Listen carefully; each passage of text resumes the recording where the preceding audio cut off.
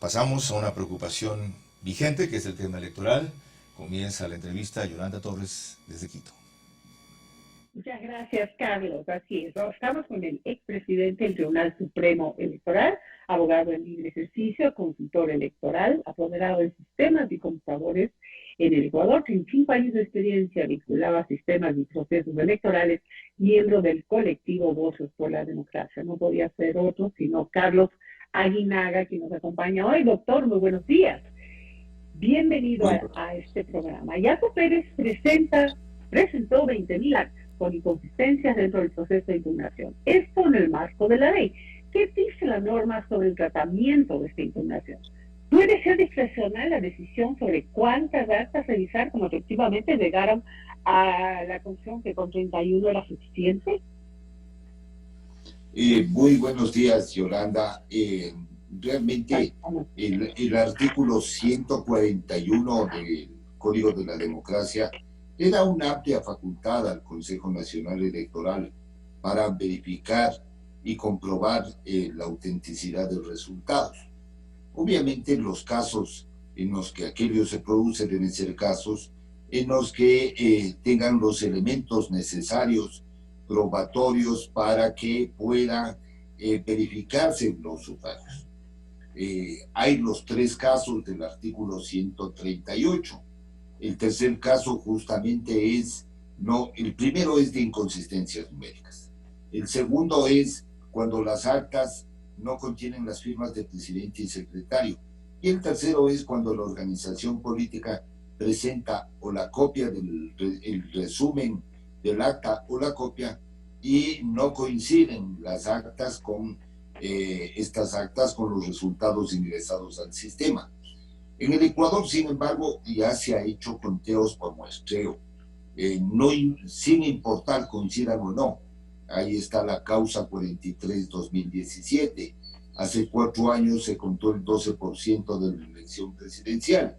Y obviamente esto está basado en los principios de transparencia electoral, de tal suerte que aquí sí han habido estos procedimientos de verificación de los sufragios con esta normativa, no necesariamente con los casos del artículo 138 del Código de la Democracia. Y me parece que 31 actas es un universo muy pequeño, muy insuficiente para denostar, para demostrar que ha existido transparencia en el resultado electoral. Cuando hubo un problema inicial, y el problema inicial es que no se dio cumplimiento al artículo 127 del Código de la Democracia, que dice que la copia del acta que entra al proceso tecnológico, al ingresar, una vez ingresado en el procesamiento, debe ser publicada en la web para consulta de las organizaciones políticas. Sí, este incumplimiento es meritorio de alguna sanción.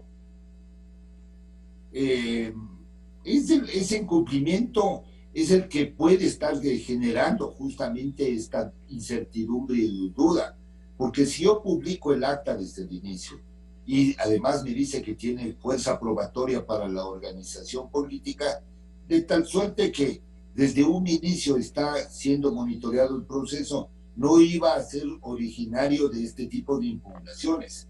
Pero si yo lo hago 12 días después, 15 días después, una vez anunciados los resultados, casi ya en el 97, 98, 99%, ¿de qué le sirve a la organización política? A la organización política y al candidato le sirve desde un inicio para poder impugnar. Este incumplimiento obviamente puede ser alegado por parte de la organización política en contra del órgano electoral, porque es un incumplimiento de la normativa legal.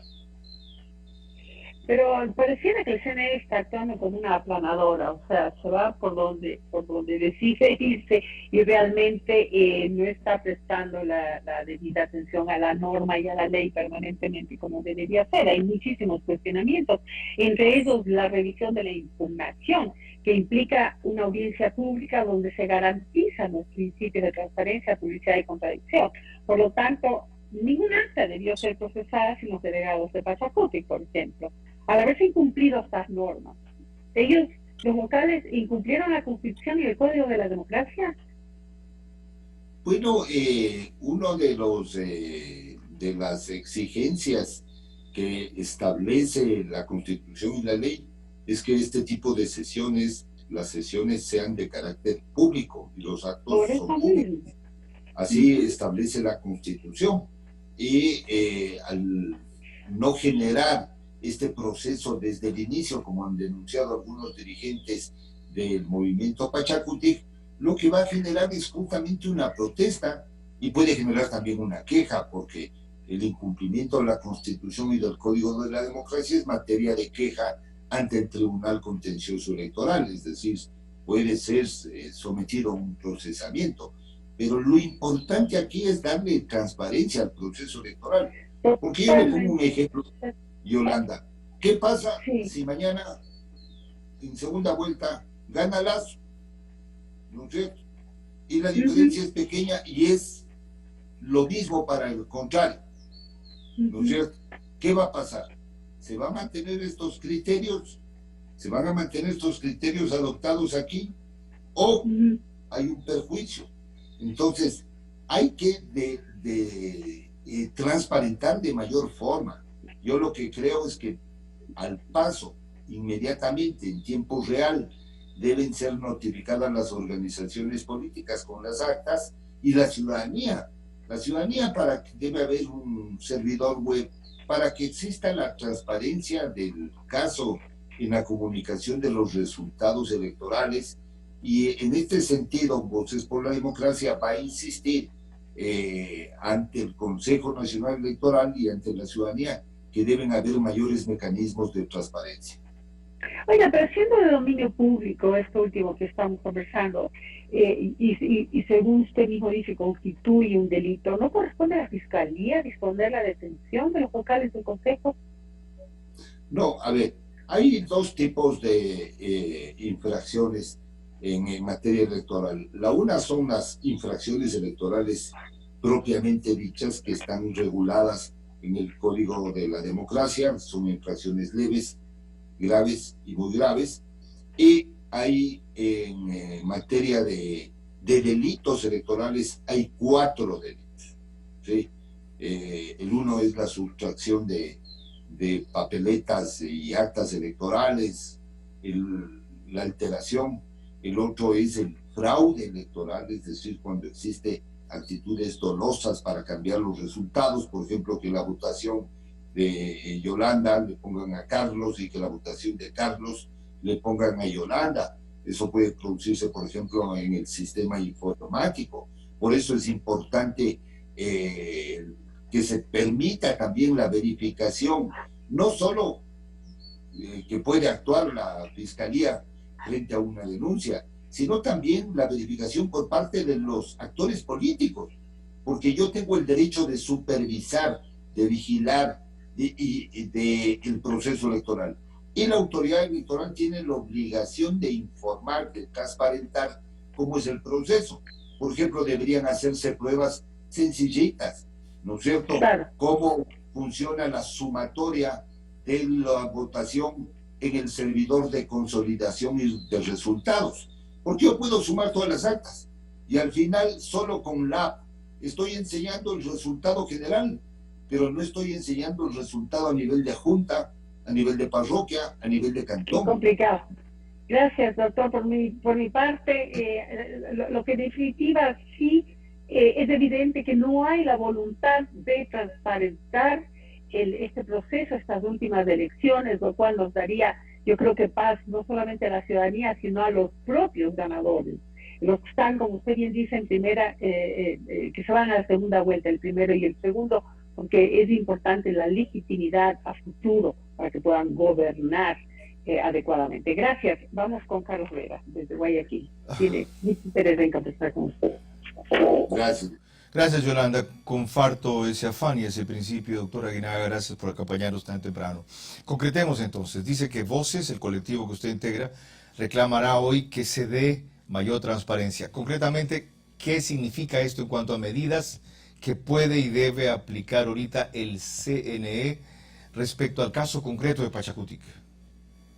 Bueno, respecto al caso concreto de Pachacutic, nosotros creemos que habiendo precedentes jurisprudenciales como la sentencia 43 del 2017, lo que ocurrió hace 4 años, debería abrirse por muestreo, por ejemplo, para tranquilidad de la ciudadanía, un 5%, un 10%. A ver, vamos a un porcentaje pequeño en base a una muestra matemática. Excelente propuesta. ¿De cuáles urnas, doctor? ¿Del 100% que se ofreció a abrir de Guayas, del 50% de 16 provincias? ¿De cuáles urnas? Yo integraría, siendo miembro del Consejo, integraría las dos propuestas, la una inicial más la impugnación, haría una muestra matemática del 5% y abriría, si se confirma ese resultado. Sencillamente, ahí está la transparencia. Si un conteo rápido se hace con 2.600 urnas, no se diga un muestreo del 5%, con lo cual le va a dar transparencia y claridad al proceso electoral. Coincido con usted y apoyo eso, sobre todo por lo que acaba de decir Yolanda. A quien más le interesa es a quien está hasta ahora segundo, y no definitivamente segundo. Eso va a borrar sombras de legitimidad sobre su derecho. No todas, siempre habrá gente que dude, que no crea, que sostenga lo que quiera, pero habrá ya un aval. Segundo, ¿ha visto usted el informe que emitió Luis Verde Soto, inconforme con lo que estaba haciendo el CNE, de una muestra de 190 actas que él hizo? Sí, tuve la oportunidad de leerlo. Bueno, dice él, no se identificaron inconsistencias numéricas en las actas subsistentes, luego los procesos de reconteo y por fuera del margen reglamentario del 1%, no se han encontrado diferencias entre la información sobre los votos establecidos en las actas de la submuestra 191 y los votos registrados en el sistema informático. Se han encontrado un total de 2 actas con irregularidades en la firma para binomio. Este monto corresponde al 0,71% de las actas de la submuestra 191 para binomio presidencial. Y él luego dice, en el análisis de la submuestra no se detectaron inconsistencias numéricas que ameritan conceder las peticiones del objetante, es decir, de Pachacutic o Yacu Pérez. No hay casos detectados de incongruencia entre el contenido de las actas y los votos registrados en el sistema informático. Respecto a las actas con irregularidades en las firmas, el CNE debe proceder a verificar si estas firmas figuran en el segundo ejemplar del acta depositada con el conjunto del paquete electoral. En caso de que se mantengan inconsistencia, deberá procederse al reconteo. La revisión de las 31 actas del binomio presidencial se realizará ¿Esto no vuelve innecesario lo que ustedes están planteando como voces? De ninguna manera, porque yo creo que hay varios mecanismos de transparencia. El uno, por ejemplo, es confrontar el primer ejemplar con el segundo ejemplar del acta, ¿no es cierto? Porque hay 2 ejemplares. ¿Ya? Uno que los 2 lleva el coordinador. El uno va al procesamiento de escaneo y el otro está en los archivos de las tribunales. Por ejemplo, ahí hay un elemento de comparación, el primer elemento. Otro elemento, obviamente, de confrontación es el sistema informático más el resumen de las actas. Un tercer elemento, obviamente, para verificar estos sufragios es los resultados que van arrojando a nivel de junta y a nivel de parroquia, ¿no? Porque pueden verse elementos que puedan distorsionar los resultados electorales. Ahora, lo otro, ciertamente Pachacutic incumplió con su oferta. Ellos ofertaron 20.050 actas, se entiende, de candidatos presidenciales y no fueron tales. Solamente 11.000, por ejemplo, eran de asambleístas nacionales. Las restantes eran de asambleístas, de candidatos presidenciales, 9.000 y algo. Y cuando hicieron una depuración, el CNE produjo un resultado que ya ha trascendido, que a juicio de ellos solo había que revisar 31. Pero siendo 31 ni siquiera una micromuestra, un pequeño universo, es revelador lo siguiente. Mírenlo en pantalla. ¿Cuál es el resultado tras el recuento de las 31 actas? Arauz sube 38 votos, Gutiérrez baja 1, Almeida aumenta 4, Romero sube 2. ¿Tienen eso para ponerlo en pantalla? Chao. ¿Me siguen o no me siguen? ¿Qué están viendo? ¿Telenovelas a esta hora? Repito otra vez. Arauz sube 38 votos, Gutiérrez baja 1, Almeida aumenta 4, Romero sube 2, Sañay reduce 1, Hervas suma 9, Freile baja 1, Montúfar baja 140, Pérez sube 612, Andrade baja 328, Larrea reduce 192, Lazo sube 127, Celi baja 37, Velasco sube 9, Carrasco baja 6, Peña reduce 5.